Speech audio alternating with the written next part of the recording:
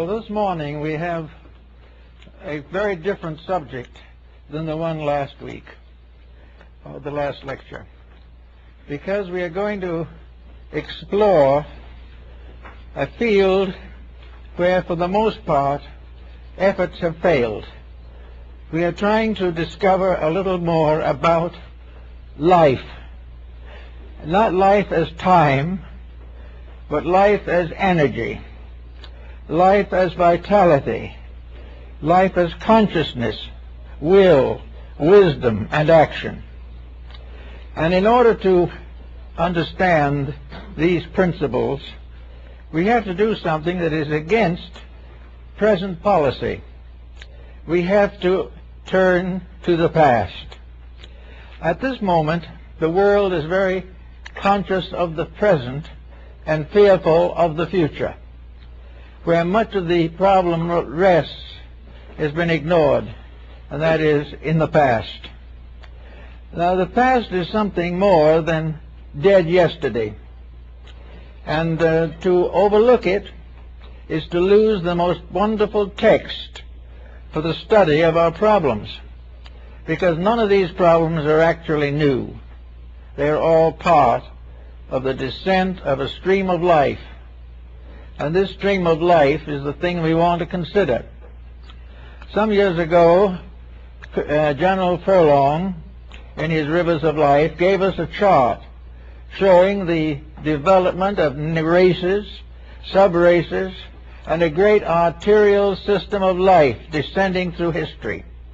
Everything in this list and everything in this chart is actually very scientific, very factual, and probably more readable and usable than the histories that we write today. We are therefore interested in trying to understand something of the principle of life as we accept it, as we know it, as we live it, and as we pass out with no understanding of what it is, or very little understanding. Now, at the present time, there are two attitudes towards this subject. The first is materialistic and scientific. Now, the study of science in relationship to the vital, moral, and ethical development of races has been generally neglected. The modern scientist is interested in what he calls facts, and facts are to him the actual occurrences of today, the actual checking that he can make of things on the physical level. He does not really try to figure out why these things happen, but he is interested in how they happen. He does not know or recognize any particular reason for these happenings, except they occur as the effects of causes that are set in motion in our daily existence. The true and complete materialist does not believe we existed at any time except now. He does not believe in any of the theological doctrines of immortality. He does not recognize a religious principle behind physical phenomena. He is concerned typically with what he calls facts, and all of his facts are more or less physical. When the facts are not physical, he is very suspicious of them and would prefer to reject them entirely. Therefore, the scientist makes physical phenomena the fact of existence. Everything exists because of certain phenomena, and life itself is one of these tremendous energy factors with which he is concerned. He does not know where life comes from, except in the physical sense, through the perpetuation of species.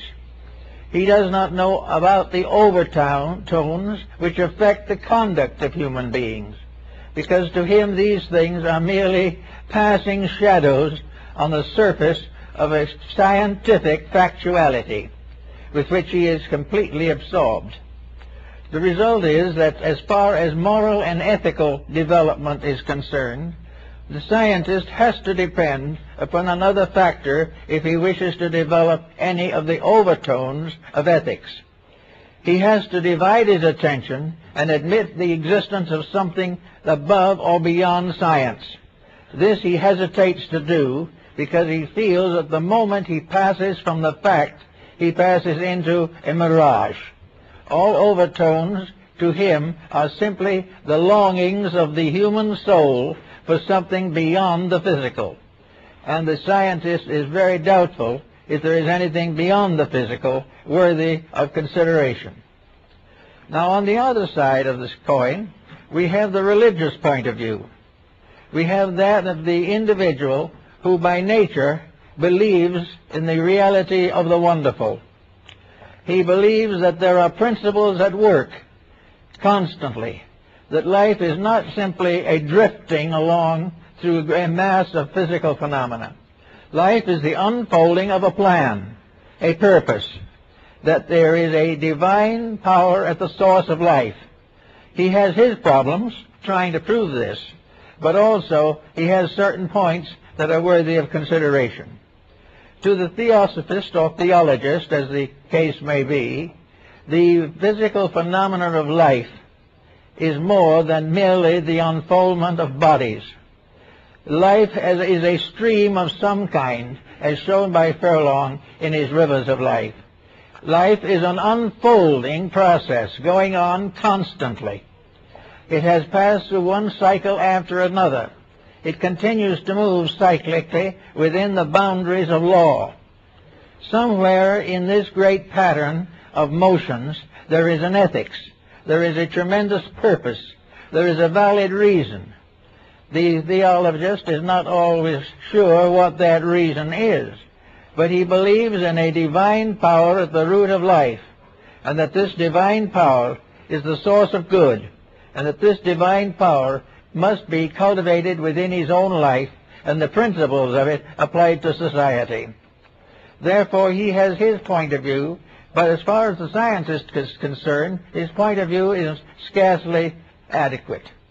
The scientist says the theologian, in order to have the point of view that gives him hope and idealism, must ignore a vast order of physical phenomena. The theologian, on the other hand, says that to get down to the level of physical science, the scientist must ignore a mass of superphysical phenomena, which he cannot deny, which he cannot disprove, but he finds difficulty in accepting within the boundaries of science. Therefore, we have the scientist as a person actually moving in a physical environment. When he thinks of history, he thinks of physical history. When he thinks of the future, he thinks of a future of scientific historicity. He believes in the unfolding of forms, of the constant enlargement of human empire.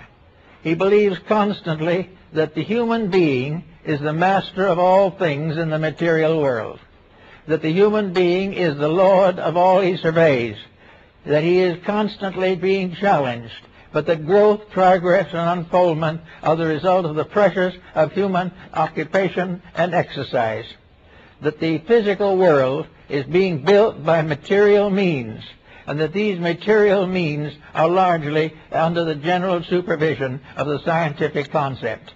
The perfectly scientific person, therefore, would be a perfectly lawful person, but he would live within a very narrow rule, a rule of materiality alone, because there's no place in his system for the immortality of the soul or the presence of a divine trinity at the basis or in the foundation of the material quaternary. Now, with these 2 points of view, we need history. We need to take something that is now being generally ignored. In fact, we are almost invited to ignore it. We must not think of the past. The moment we think of past, we become involved in morality. The moment we begin to examine the structure of human history, we come into the presence of a tremendous ethical structure, a structure of moralities, a structure of laws, a structure of principles. Most of these have been set forth in the great religious histories and philosophies of mankind. Now, if we accept the reality of tradition, if we accept the fact that history is a valid instrument of knowledge, and it was one of the valid instruments of Lord Bacon in his Novum Organum, or the new instrument of knowing, we then have to realize that in history we have to study the concatenations of events in a way that we do not do at the present time. In other words, the average person is not interested in the law of cause and effect. He doesn't know why it functions. He only knows that it interferes largely with what he wants to do. And as he goes along his way, that which comes in conflict with his ambitions and his purposes is considered to be unreasonable, or at least unpleasant. So that the person today tries to avoid the challenge of cause and effect. If he goes back into history, he will find 100 empires that fell from the same mistakes that he is making. Now this should mean that history is a valid subject. History should be taught in schools because it is the story of what happens when we do certain things. And we have proof that these happenings are inevitable and immutable. They are just as scientific as anything advanced by science. But because they deal with moral, ethical, or spiritual values, science prefers to ignore them as not provable. Yet they are provable. History is what proves them. And until we can prove definitely that developments of life on this planet survive against historical mistakes, we have to consider history as part of the story. Now, history tells us that there is a pattern by which all things in this world move, and what Furlong calls the rivers of life. In the Bible, 4 rivers rose out of Eden and made fruitful the earth. Rivers of ethics, rivers of morality, rivers of religion, religions of art and science. All these things are great institutional structures built upon the manifestation of history as ethics. So we look around and we see that certain things always happen. Now we come to a group of people who do not care whether they happen or not. One of the reasons being that they have never studied sufficiently the records of human action and activity to realize the importance of these things. The young person in school today is told that now we are living in the grand age of all things that are wonderful, and therefore the past is made up of a group of primitive wanderers struggling against the advancement of science. This is not true, but this is what the average person is inclined to believe. He is inclined to believe that now is important, that everything should be judged by now. We should judge the TV programs by now. And if we do that, we're in kind of difficult situation. And we must also beware that we must judge nuclear physics by now, and by the building of more nuclear plants. We must judge the result of destruction of our environment by now. Everything must be today. And the reasons why we're in trouble are neatly evaded, because they interfere with our good spirit in doing what we please regardless of consequences. So we begin to study what these things all add up to. Now, when it comes to this point in the view, we have now 2 systems. One believing that there is a principle of good, and the other believing primarily in a principle of skills, or ethical, physical pursuits and progressions. Now in this we have to try to study something. Of course, in religion, deity emerges either as a person or as a principle who becomes, or which becomes, personalized. We consider deity as a supreme power at the source of life, and that this supreme power has the right and the power and the privilege to cause any series of consequences that are necessary for the fulfillment of its own purpose. Now, just what that purpose is not very clear. Whether this purpose is to prove the existence of deity, or whether it is intended to result in the perfection of creation, is a matter that's still open to considerable debate. For the general point of view is that the will of this power is the perfection of all that lives according to some code of perfection, which at the present time is largely physical. The perfection may call for something better than physical, but the reason for it is the conveniences of physical life, such as, for instance, the end of poverty, the end of crime, and the end of many vices that arise which are against the common good of society. So now we have a problem that goes right back to this concept of deity. Deity is supposed to have been the power that created the human being. Humanity is a projection of deity into manifestation. Why was this projection necessary? This is a question that is constantly under consideration. If we wish to assume that deity is all-powerful, omnipotent in every sense of the word, why did deity not produce its creation perfect to start with? After all, why should deity create an imperfect structure and then demand its perfection through a series of what to the average person consists of misfortunes? Where and how is it that humanity, being a product of the divine mind and the divine will and the divine soul, should not have been developed perfect in the beginning? Why should there be this tremendous struggle against the evils of life? Why should the individual be required to constantly stand against his natural inclinations? If he was intended to be perfect, why were these inclinations embodied into his structure? Why was he made imperfect if the divine power can produce perfection? Why should the individual be in constant conflict with morality and ethics if he is a principle has origin in a divine power that is perfect in morality and ethics? This question has been asked time and time again, and it seems to be one of the great hang-ups in the development of an ethical world principle.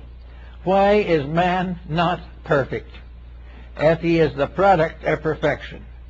And if he is not the product of perfection, why does he hope for perfection if the only power that exists cannot bestow it, or does not bestow it?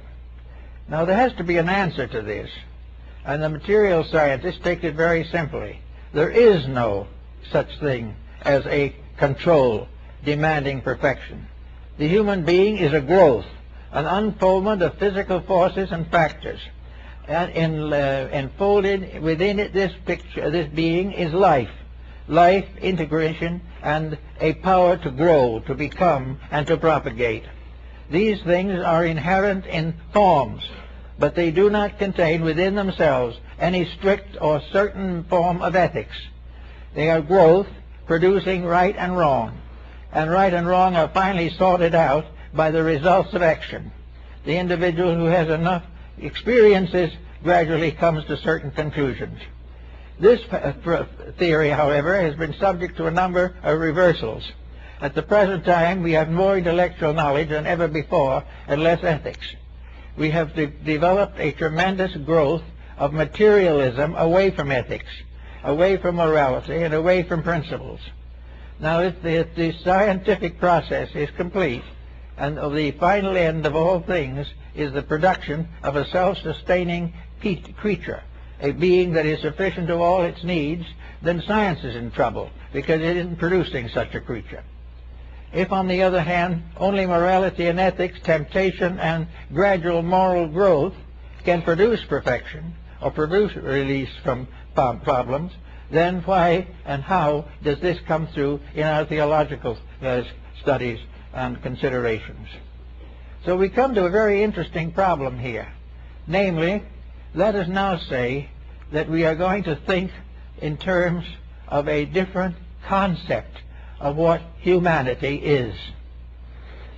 We've thought of humanity as a biological miracle on the physical level and a psychological miracle on the religious level.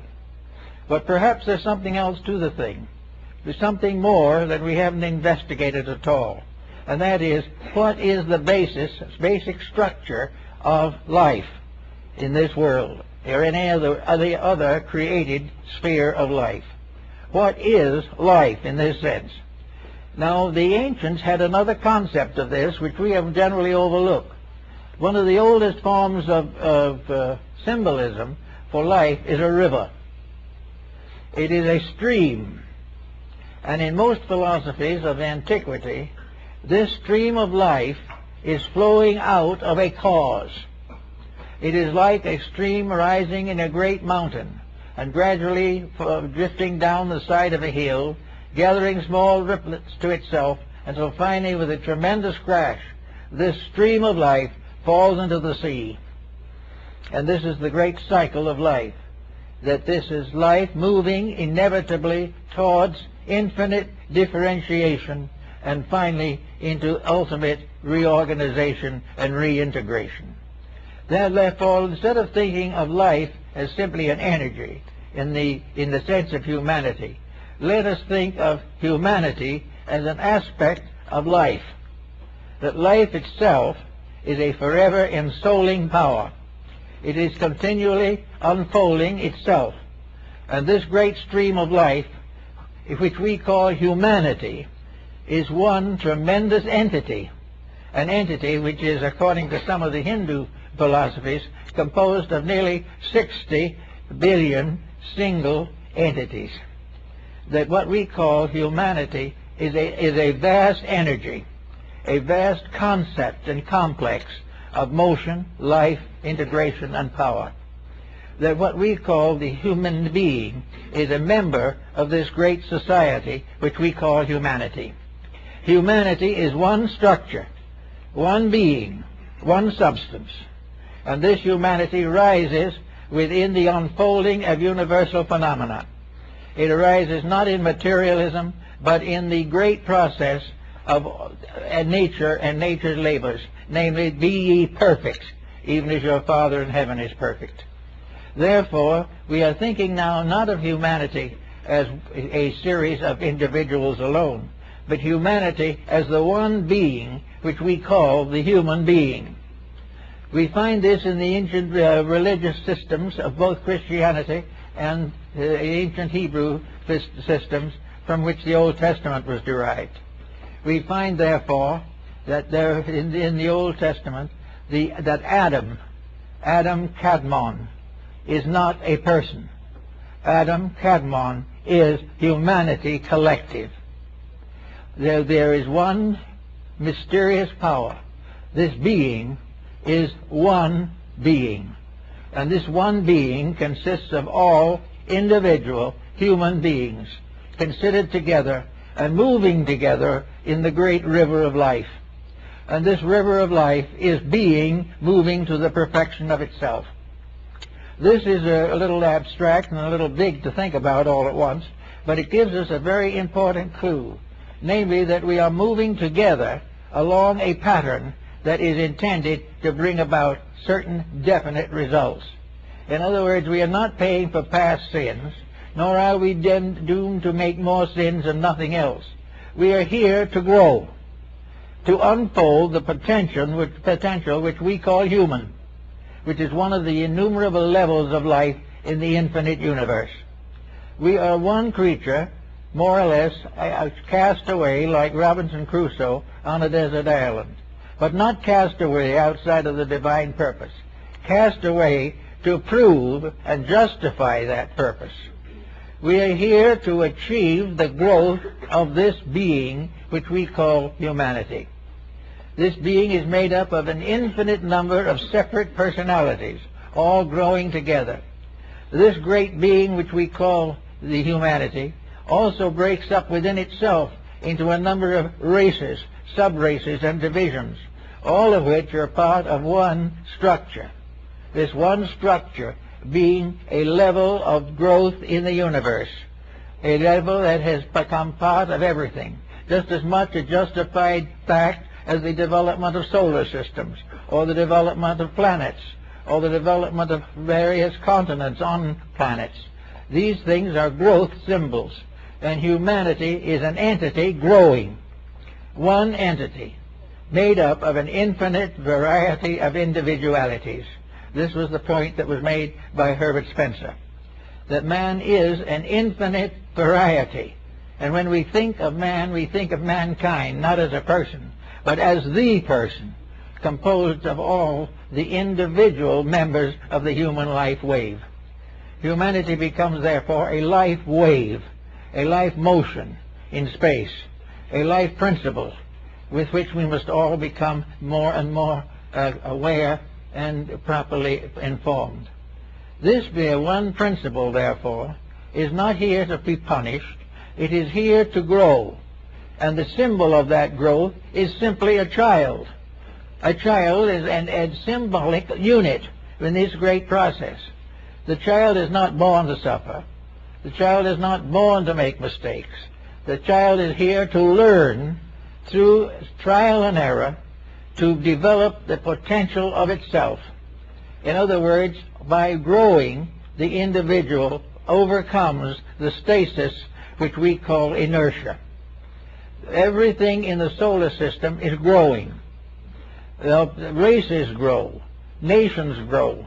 Nations and races break up into subdivisions.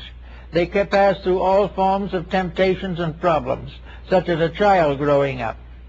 And this child is not going to be stronger by having temptation removed, because this would be contrary to the production of a mature race, a race capable of taking its place among the great galaxies which populate space. So we are part of the population of space. We are part of a plan which we don't know the end of, and probably will not for a long time. But we know we are growing for a purpose, that this growth is proper, natural, and if resisted, can be the source of complications. The moment we resist the motion of becoming better, we loose all kinds of sorrows upon ourselves. The child is not punished in nature simply before ignorance. It is presented with means of overcoming ignorance.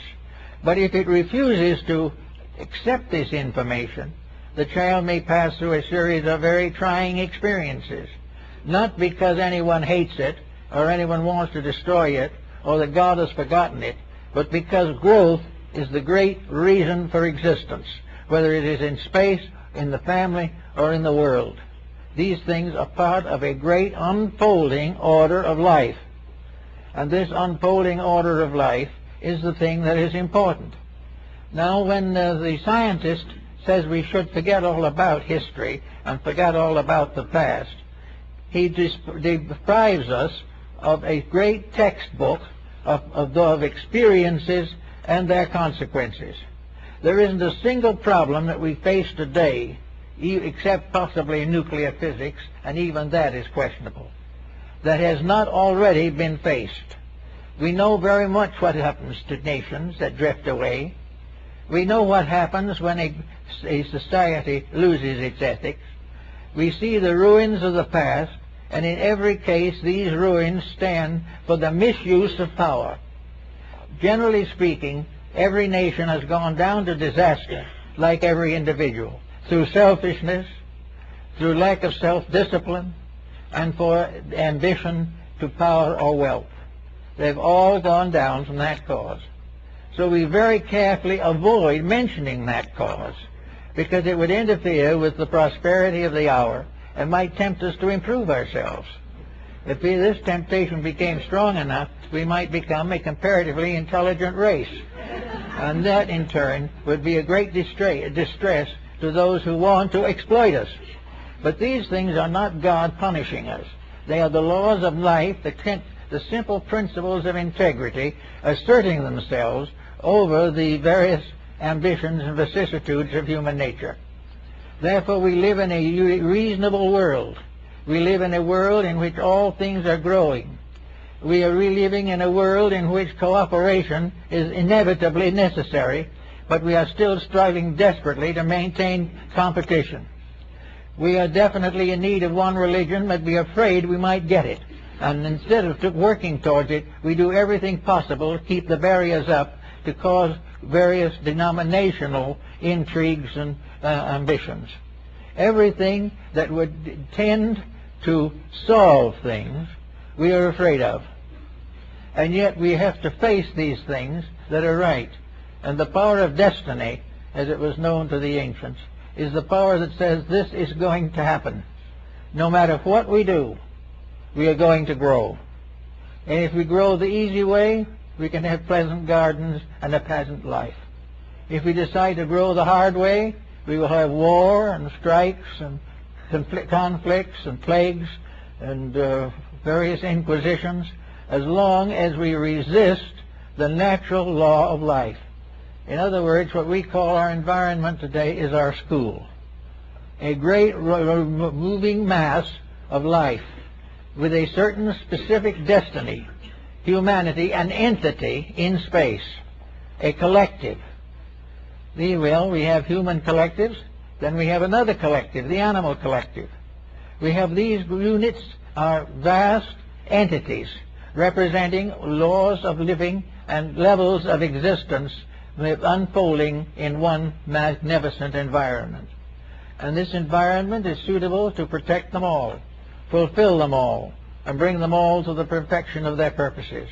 That stands between, which is ego selfishness, which is a desire to compete for power, when there can be only one power, and that one power is never on the side of exploitation. The one power to be one is real. Anything to divide this, break it down, and make difficulties for it is illusion. So now we can clear the purposes of life and realize that the universe is not run by despots. It is not run by deities that cast off suns and front and moons behind. It is a great integration of unknown origin, but of absolute honesty and perfect intelligence and infinite love. These things are the great realities, and these are the things that were predestined and foreordained before the beginning of the world. And the only way we can get out of our present difficulty is to begin to move as a unit in the direction for which we were intended to move. Now, because humanity is made up of many different groups, we also have a series of subdivisions within the great structure of humanity. We have racial subdivisions. We have various types of psychological differences. We have religions as units. We have all kinds of unities within the one great unit. And all of these unities within the one are compatible. And until we find they're compatible, we're in trouble. We're going to be in trouble just as long as we fight each other on any ground. Because actually, whether we know it or not, the one that fights and the one who is fought is part of the one that never wants to fight or never wants to be fought. In other words, we can afflict no one but one of our own kind.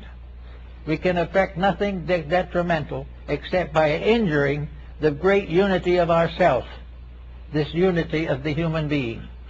And we have got yet to learn the idea, the real principle of the brotherhood of man. We have to realize that the great power behind things, it wants this civilization, this culture, this great world order to succeed. It must succeed because there's no such a thing as a failure in the divine plan. It cannot fail.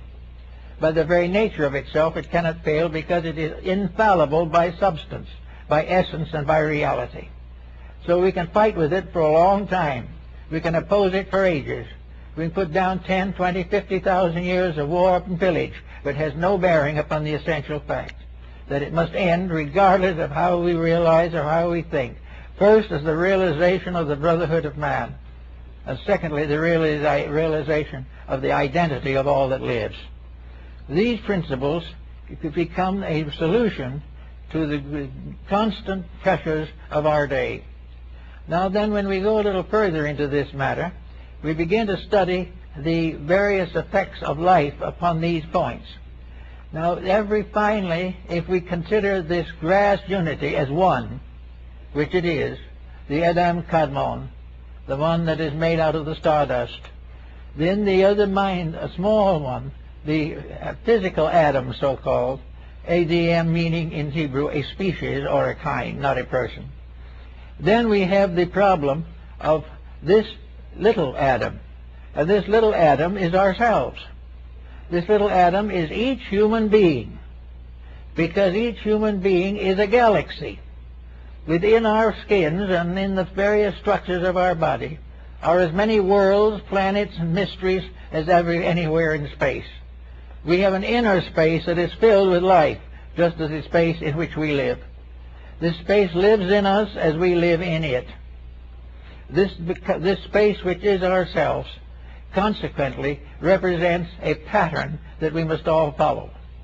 In order to fulfill the purpose of our personal lives, we must make sure that this space is maintained properly. We must be certain that we do not betray or falsify this space content in ourselves. We must become good and faithful overseers of this mystery of the body.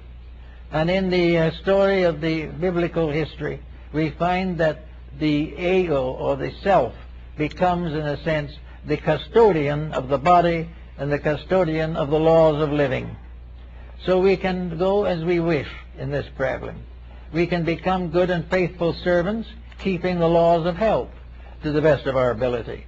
We can keep the laws of mental and emotional health to prevent psychotic conditions arising within our natures. But where we lack discipline, or where we permit details to take over, where we permit a grudge to become a dominant in our lives, we begin to reap the sorrows that the nations have when they have grudges and wars. For every inclemency of our own body becomes symbolical of one of the larger inclemencies of the world in which we live. So we have a very interesting problem here to think about, namely that we are a unit of life moving through infinite space. We are a unit of life composed of a vast mass of units. Now, notice something that's very interesting about this. We assume that the real purpose behind this all is growth or unfoldment. Now, considering the human life wave as a unit, we then consider how many entities are in this life wave. How many souls or beings are coming in and going out to constantly keep alive the great forward motion of the entire. And the various questions have been asked on this, and perhaps we can use the Hindu answer as well as any other, because at least it gives an idea of magnitude. Their theory is that the human life wave consists of approximately 60 billion entities. That is the life wave to which we belong. Now, obviously, these entities are in a constant process of coming in and going out. They are here all the time, only a fraction. The same might be true of the problem of the unity of humanity as we know it. There are human beings born every moment. There are human beings passing out of life every moment. But humanity moves forward steadily, gradually increasing in number. The population of the planet on which we live, the human population, 2,000 years ago, was less than 200 million for the whole planet. After that time, it began to increase. Now, does this increase represent more entities? No. It merely represents more of the great cycle coming into embodiment at one time. If the 60 billion are sitting there, or are lying in suspension, awaiting embodiment, those who come in become like the children are born in and can go to school. After a certain length of time, they grow older and pass on. In each generation, a few more come in. Through the progress and growth of life on Earth, more and more human beings come in. Until now, we have altogether somewhat near probably 6 billion human beings, up from 200,000 to 6 billion. Now, this doesn't mean that there is one single new soul in the world. It doesn't mean that there is one iota of difference in the plan. It simply means that gradually vehicles for the manifestation of human entities are improving, growing, unfolding, and making possible more to come in and take the lessons of life with us. Little by little, we have built it up and we'll probably build it up more and more. If we reach a population of 10 billion, then 1/60th of our entity field will be incarnate at one time. This is important because it gradually means that the life wave is moving gradually into objectivity. The life wave is more and more embodied, and embodied is becoming growing more all the time. With every increase in population, therefore, new scholars have come in to go to school.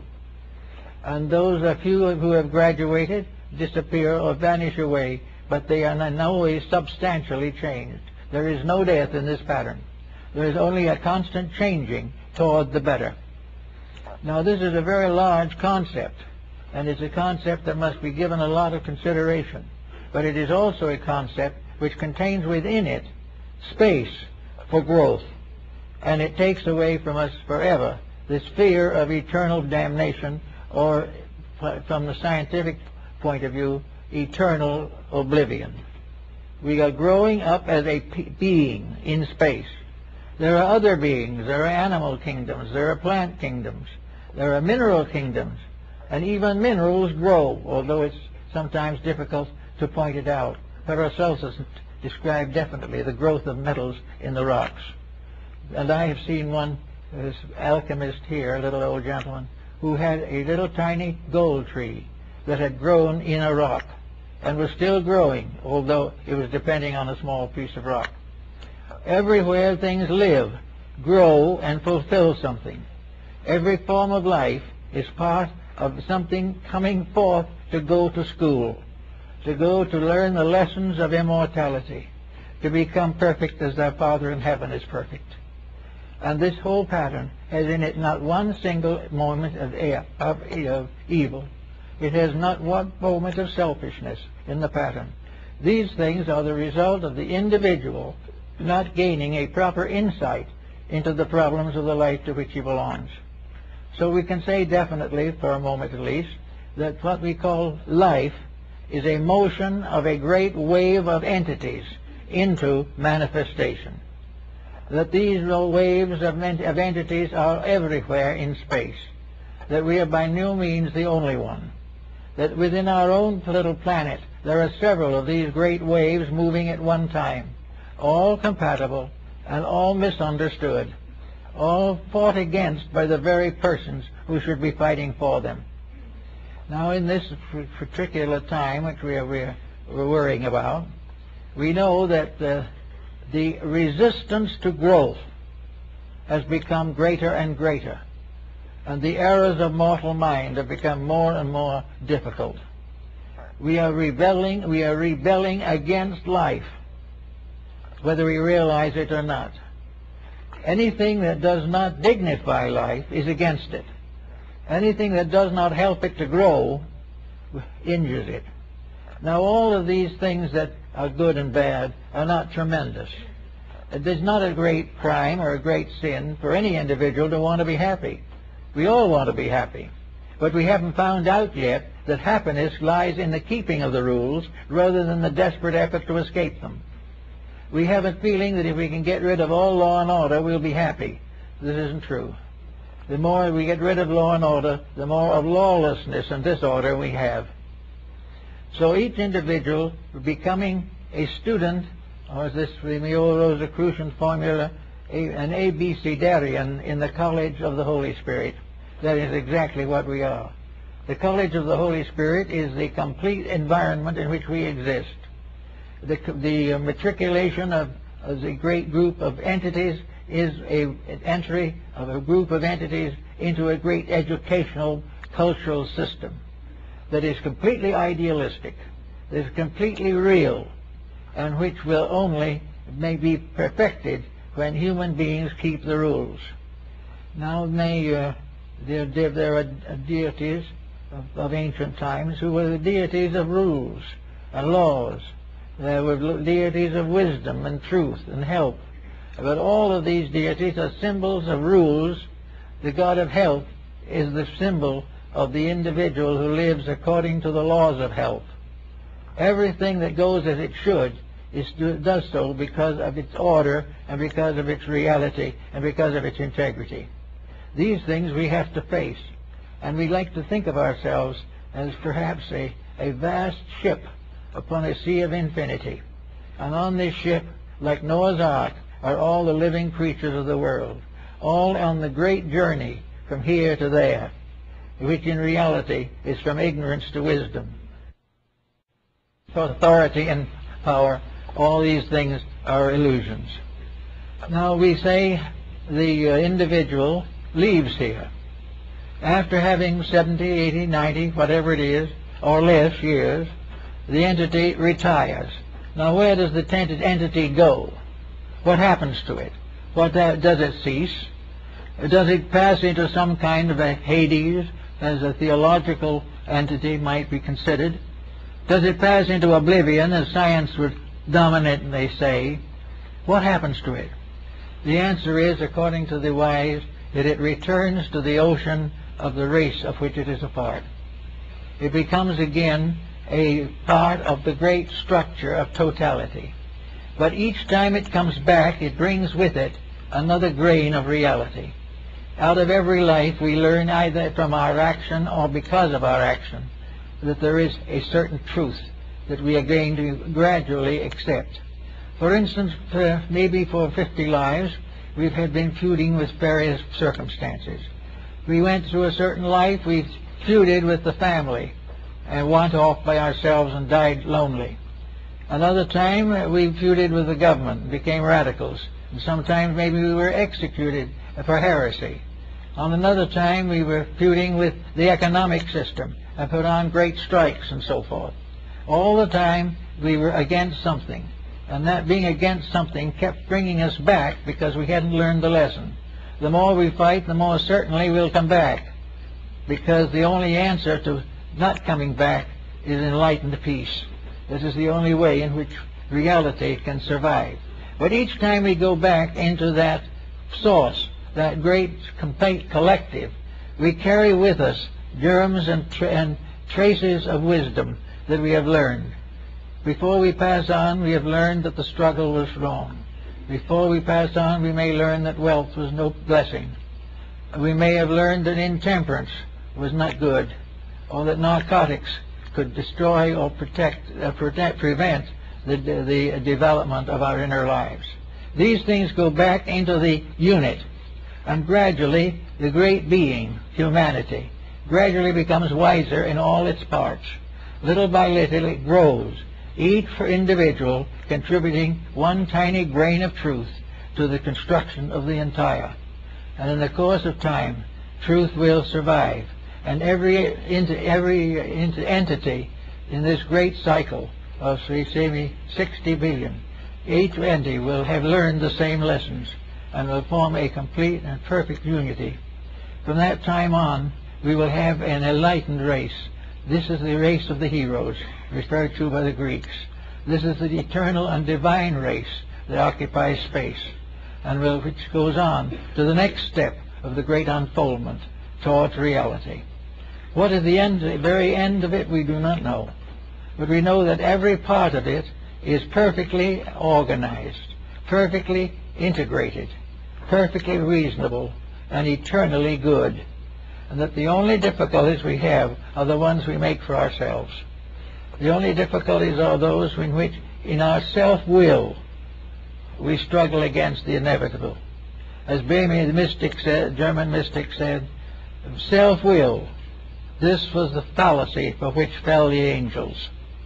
So the angels represent the disobedient ones that try to stand against and create what St. Augustine calls the city of Babylon, as opposed to the city of God.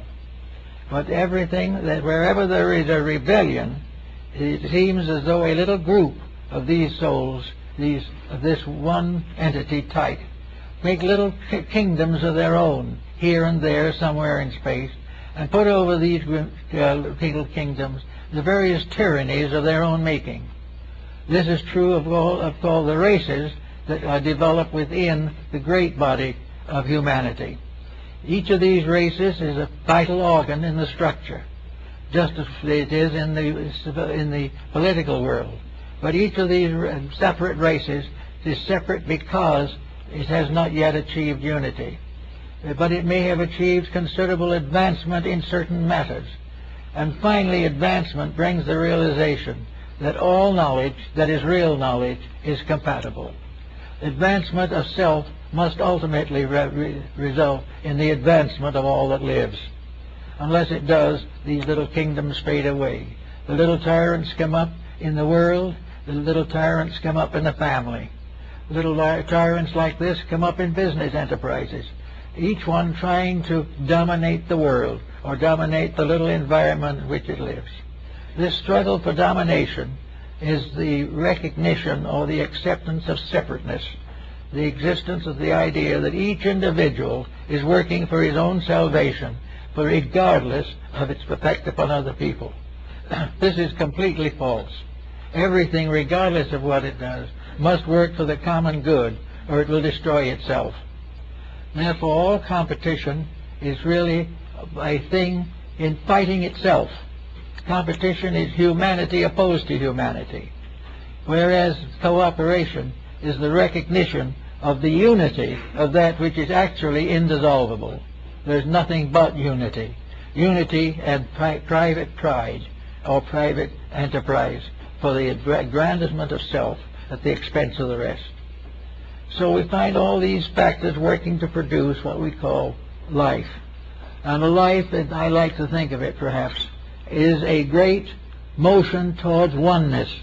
It is a motion towards unification, a motion towards the reality of integrities. It is the individual moving with other individuals to the fulfillment of purpose. And between the individual and his ultimate goal is ignorance. And this ignorance is evil, any more than it is evil that a small child cannot work calculus. Ignorance is a natural state of things. The matter problem is that you do not educate ignorance to become more ignorant. You educate it to overcome itself. You make wisdom take the place of ignorance. Therefore, little by little, we overcome all differences, all separateness, and become what we were intended to be, one people under God. Under this purpose, we also become aware of the vast idealism at the source of everything. We do not know the nature of the infinite. We are not able to grasp that which is completely beyond our comprehension. But we have symbols of things that seem to point towards this. And the great symbols of life in religion and philosophy and art and music and even in science are symbols of this infinite purpose. All knowledge is under law. All law is under God. And the gradual realization of this can help the individual to restore the problems of his time. Today we are worried because materialism is rampant upon the earth. We fear that we will be finally destroyed by this ignorance. We cannot be destroyed by ignorance. We can only injure ourselves by ignorance. We cannot prevent the plan, but we may reduce ourselves to a very sorrowful, miserable, repentant attitude because what we have done to injure a purpose that was right and proper. The proper end of all growth is peace. It is the realization that by working together we advance the history and nature of all life. We do not think of ourselves as being close to planets. We sit on them or live on them or we look at them through telescopes, but we do not realize the brotherhood of stars or our own union with this vast firmament under which we exist. There is only this one great plan, divided into numerous levels, into numerous departments to help us to meet the growth problems of existence. So if we can start in a little bit by thinking no longer that we are exterminated by death or that we go to rest in heaven for the virtues we hope we have and probably do not have, or that we return into incarnation to pay for our sins. These things are negative. They are interpretations of great truths, but the interpretations are not right, not proper, therefore do not have a validity that lasts. By misinterpretation we create empires, and these empires fall. by proper interpretation, we create empires, and empires live.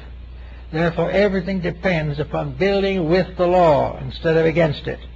There's no more rebellion against truth, but only a fading away from error and a recognition of the sublime dignity of the truth that we should be recognizing at all times, so that we have no more the problem of primordial sin. Sin is ignorance. Ignorance is inevitable to the newborn child. It doesn't know, but it contains within itself the potential of knowing. Sin may be part of the life of millions of human beings today, but this is not because it has to be. It is because they have not as yet released the constructive powers within themselves. Therefore, education is not really a cramming on of sciences. It is a release of the internal benediction of understanding, by means of which whatever we think suddenly becomes clarified into a great witness to truth and reality. All these things become essential elements of a great system, a system in which there is no failure, a system in which there is no punishment, except the individual who finally has to admit he's made a mistake and is very greatly humiliated thereby. But he has to admit that he has the wrong point of view. Now, we are working today to clear up the problems of nations. We are trying to find some way of bringing peace to nations, but it must not interfere with our private enterprises. We must have peace, but we must not in any way interfere with the accumulation of wealth or the building up of power. We must have these good things that we want, but we must not change ourselves in any way to deserve them. So what is the result? An impasse. Error cannot survive. Good has not been brought into focus, and there we continue day after day to fight between selfishness and truth.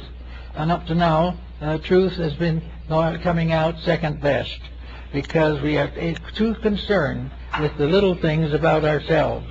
The things we haven't remembered, as is found in some of the Indian philosophies, is that there is only one of us. The human race is one being. If we cheat anyone else, we are cheating only ourselves. If we destroy something or someone else, we are destroying a fragment of ourselves.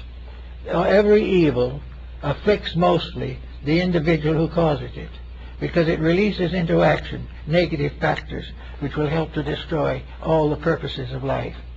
If, therefore, we can imagine ourselves as a beautiful stream of 60 billion souls shining in the light, a beautiful dream or a beautiful structure coming down from the great mountains of infinity, making the land fertile, and finally flowing into the sea, which is the mother of life.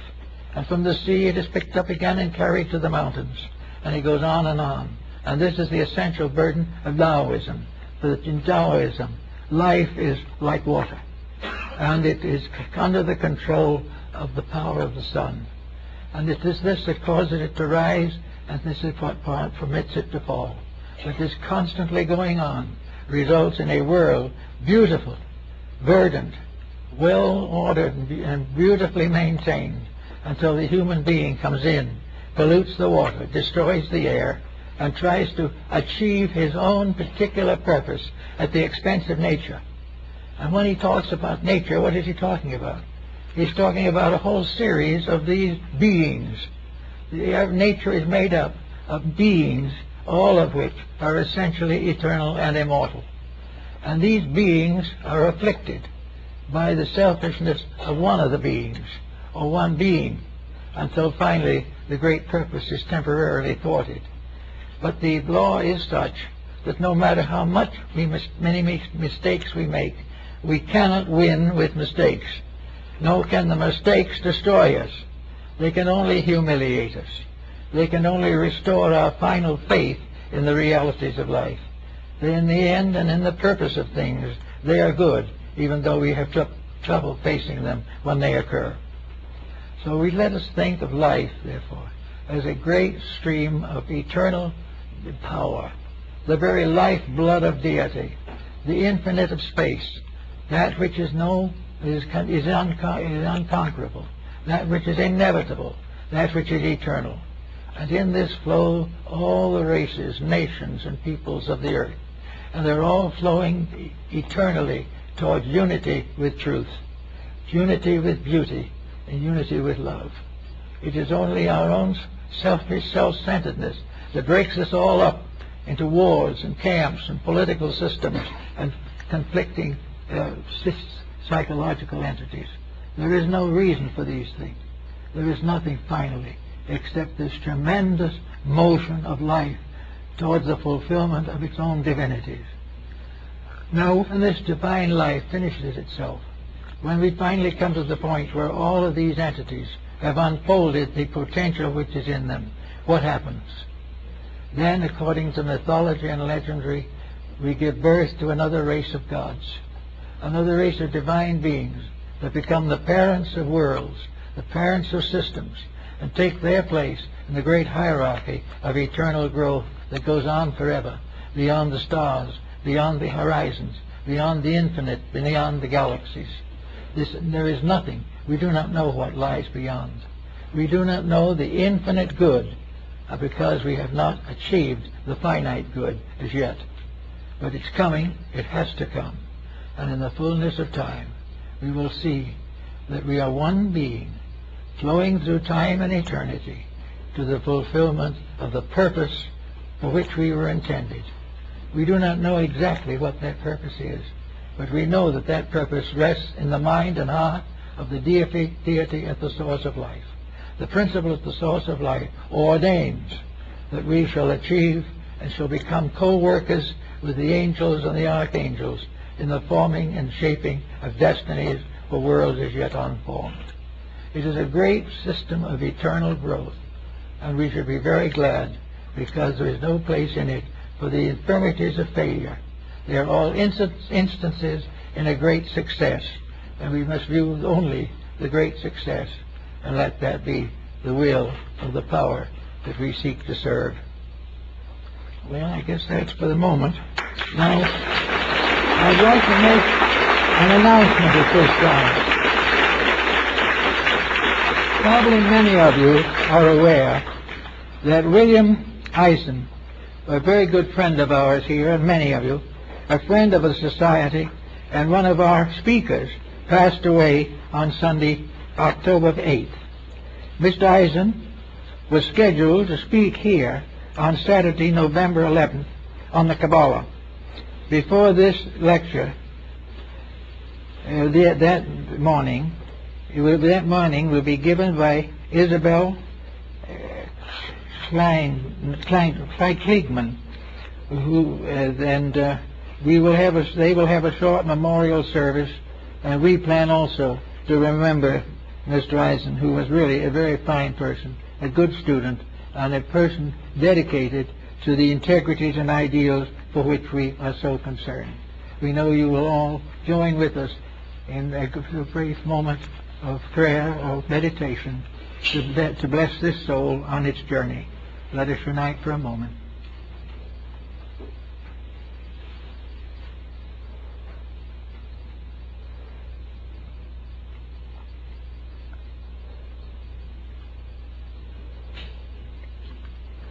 So mote it be.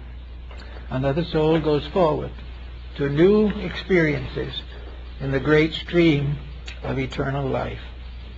And that where we all belong, and in the presence of that, there is nothing to fear, everything to hope for, and a full realization that in the fullness of time, each of us will fulfill the destiny for which we were intended. So mote it be.